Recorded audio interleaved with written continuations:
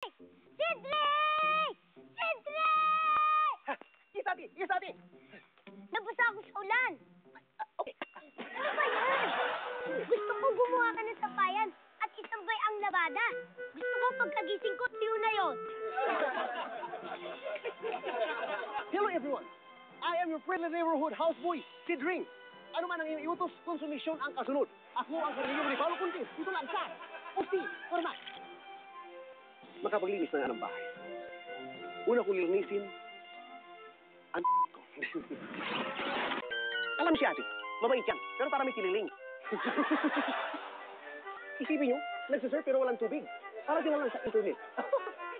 Sunod na lang ng tao to. Mahilig mag-surfing pero wala rin tubig. Nahawa yata kay ate. Si Jack, very fragrant food. Bango. Baho.